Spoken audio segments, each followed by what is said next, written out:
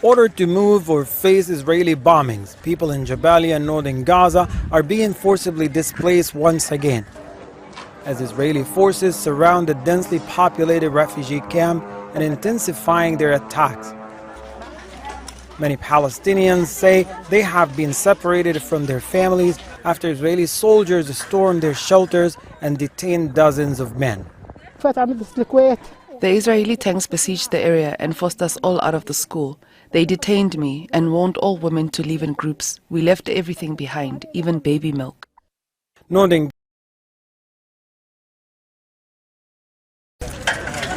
Ordered to move or face Israeli bombings, people in Jabalia and northern Gaza are being forcibly displaced once again, as Israeli forces surround the densely populated refugee camp and intensifying their attacks. Many Palestinians say they have been separated from their families after Israeli soldiers stormed their shelters and detained dozens of men. The Israeli tanks besieged the area and forced us all out of the school. They detained me and warned all women to leave in groups. We left everything behind, even baby milk. Northern Gaza has already suffered the heaviest destruction of Israel's war on Gaza. Jabalia, the largest of 8 refugee camps in the Strip, was one of the first areas to be targeted by Israeli forces after the October 7th attack last year.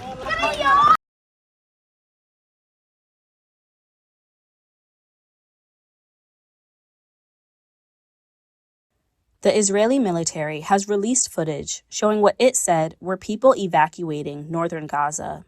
A spokesperson said the army had arrested militants and allowed civilians, quote, to safely evacuate the area via organized routes.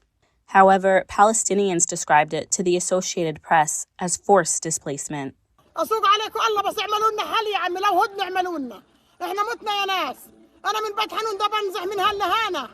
تعيد وصلت رفح وانا اطلع وانزل مش كل حاجه الاكل والشرب بدنا راحه بال بدنا اولادنا يعيشوا زي المسلمين اولادنا صغار موتونا عندنا جرحى عندنا شهداء عندنا مساجين ماشي نقول لكم احنا مش كل حاجه الاكل والشرب لكل رئيس عربي بقول الشعب الفلسطيني بده يعيش زيه زي كل الدول اولادنا بدهم يعيشوا بدهم يتعلموا هي ثاني سنه تروح عليهم.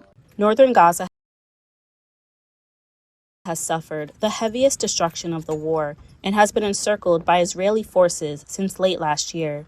Around 400,000 people are believed to have remained in the north, which is off limits to Palestinians who wish to return.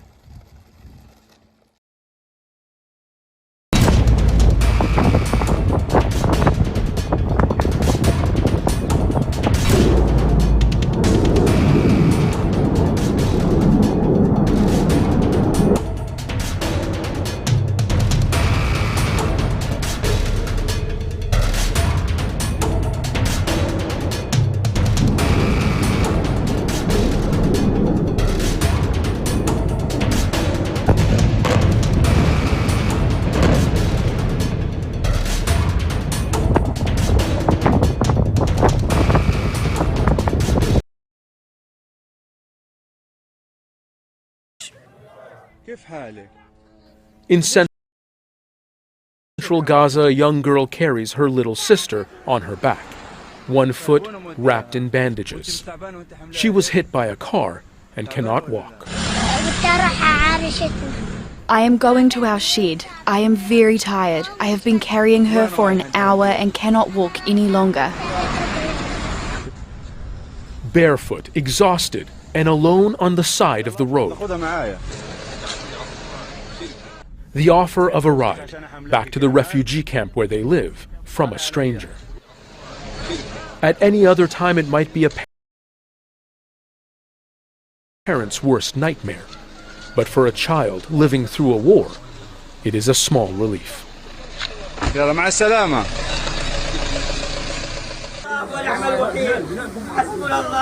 In southern Gaza, Israel keeps up its war on civilians in tents. A drone strike on Mawasi in Khan Yunis killed or injured more displaced civilians. So-called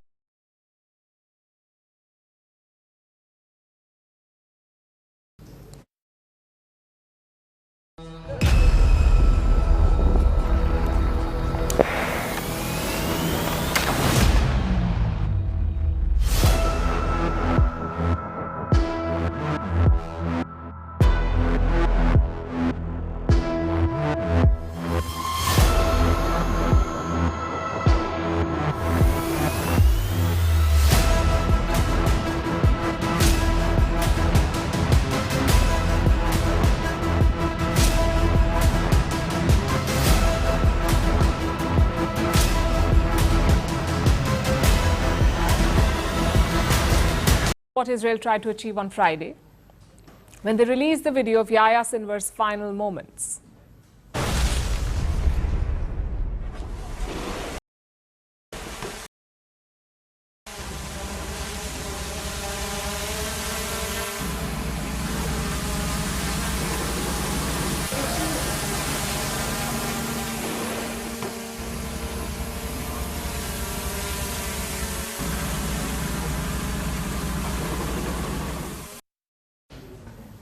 Those of you following the war closely have already seen this. Sinwar in the chair, covered in dust, trying to throw a stick at a drone. Israel thought that this would project its strength and demoralize its enemies.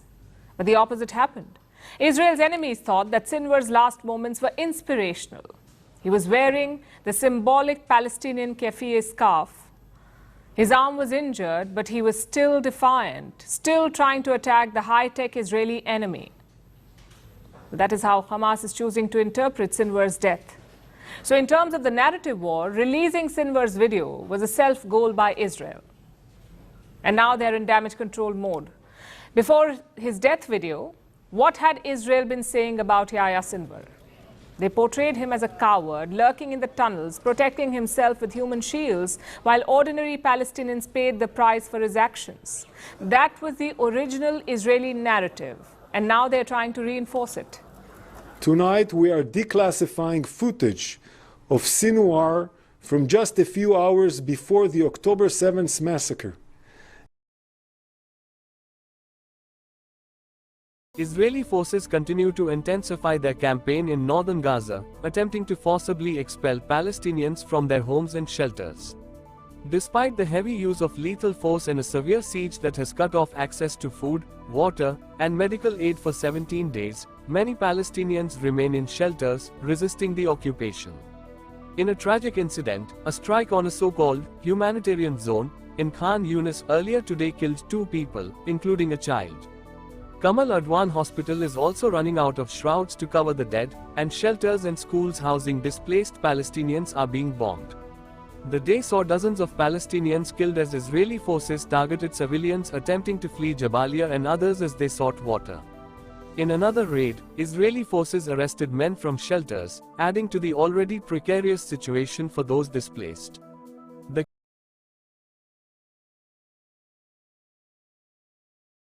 As well as his movements inside Gaza as he fled over the past year.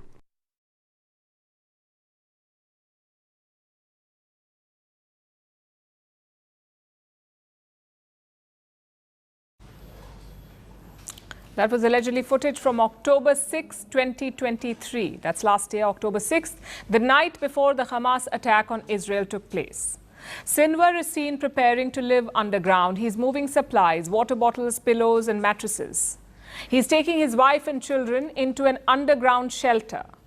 Now, Israel says it's beneath his house in Khan Yunis.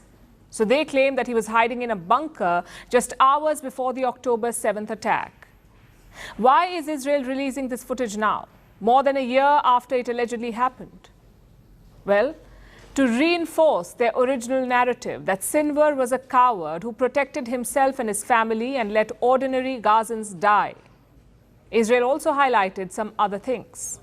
Last month, Sinwar's DNA was found on a piece of tissue he used. A few hundred meters from a tunnel where 6 Israeli hostages were brutally executed in Tel Sultan in Rafah. Then Sinwar fled yet again. So apparently Sinwar was surrounded by hostages whom he used as human shields and disposed of at his convenience. Then listen to this. Called safe zones, Palestinians say, are lies. Is this a safe humanitarian zone? All lies. A tent housing displaced civilians was targeted and innocent people inside killed. My son Mossab was killed, but was not alone. Bara, only 2.5 years, was killed too. What wrong did this innocent child do? Was he a fighter, a general, an army officer? For what crime this innocent boy was killed? May God punish all the Arab and world leaders. They stand silent, doing nothing, while watching us slaughtered.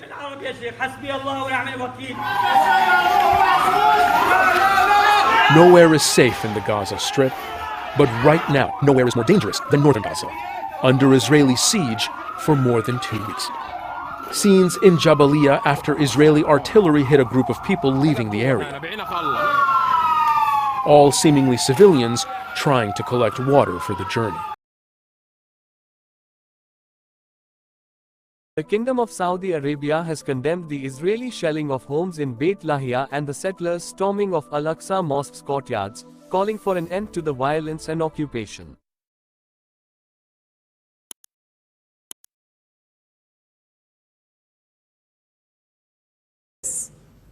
Killing Sinwar is the result of a year of operational and intelligence efforts to bring him and other Hamas leaders to justice. He said Sinwar's death was the result of intelligence efforts. Do you remember the recent headlines? They called Sinwar's killing a stroke of luck. They said he was found by chance. Now, Israel wants to change that narrative as well, because it makes their intelligence services look weak, and Israel cannot afford to show any weakness. Also, did you notice something else? The Israeli spokesperson said all of what he did in English. So he wasn't speaking to the domestic audience. He was speaking to all of us, English speakers around the world. That message was directly from the IDF to us, to make sure that we are listening to their version of events. Israel does it quite well. It reaches out to its audience, its intended audience, directly. Let me show you another example. This is a post by the IDF's Arab spokesperson. He put that up in Arabic. And here's a rough translation of what he said. Did Sinwar's wife enter the tunnel with him on October 6, carrying a Birkin bag estimated to cost about $32,000? I leave the comment to you. While the people of Gaza do not have enough money for a tent or basic necessities, we see many examples of Yahya Sinwar and his wife's special love for money. The IDF says that Sinwar's wife has an Hermes Birkin bag, one that costs $32,000. Now, for our Indian audience, that's about 27 lakh rupees. Is it true? Is it really a Birkin, an Hermes Birkin? The story has divided the internet. The fact is, Birkins are not openly available to the public. People can't just enter a showroom and buy one. They need to be vetted first. The whole process is so tedious. There's even a class action lawsuit against Hermes. Of course, you can always buy a pre-owned bag, but critics say it's hard to imagine Sinwar's wife getting one. Plus, the Birkin that the IDF mentioned is quite large. The dimensions apparently are not right for an original bag. So the jury is still out on the Birkin. But there's no debate on why the IDF put out this story, and that too in Arabic. It was to undermine any new support for Yahya Sinwar, support that he gained in the Arab world after the video of his last moments was released.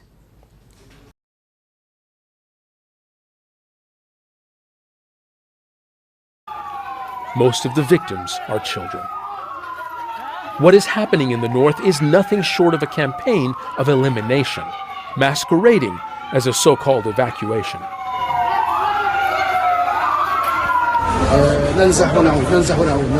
We have been through an endless series of displacement. On every journey we were faced with grave dangers, but today's were the worst.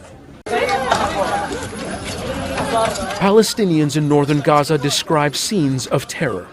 Quadcopters filling the sky, drones with machine guns and missiles overhead, loudspeakers blasting messages over hospitals and shelters. And the message is clear: get out or face certain death. Everyone here has lost something or someone, running with their lives and little else.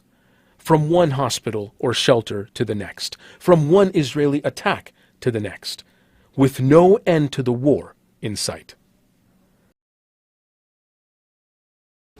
It's a fantastic example of how Israel fights the narrative war. We're waiting to see if they win this one. First Post decodes the U.S. election. Explains how America chooses its president. Everything you need to know about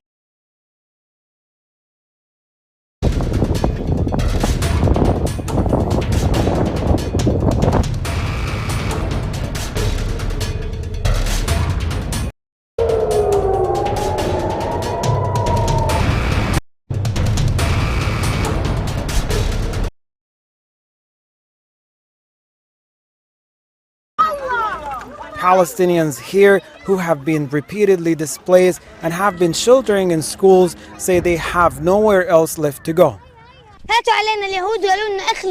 Israeli tanks besieged the school we were sheltering in and warned us to leave and head south. We don't want to go south, so we decided to move to Gaza City. We found a dozen Israeli tanks every few meters we walked. They kept forcing us to leave, and we don't know where we headed. In Beit Lahia, rescue teams are trying to reach people trapped in rubble, hours after an Israeli bombing killed dozens of people in a residential area. The Israeli military began a new offensive in northern Gaza more than 2 weeks ago, saying it was to prevent Hamas from regrouping. The siege has led to a communications and internet blackout. Hospitals have been forced to shut down after coming under repeated attacks. Humanitarian agencies have warned that virtually no aid has entered northern Gaza in the past few weeks. The UN has said some 400,000 Palestinians are trapped there with no food, water, medicine, or essential supplies. Hani Mahmoud, Al Jazeera, from the central area of the Gaza Strip, Palestine.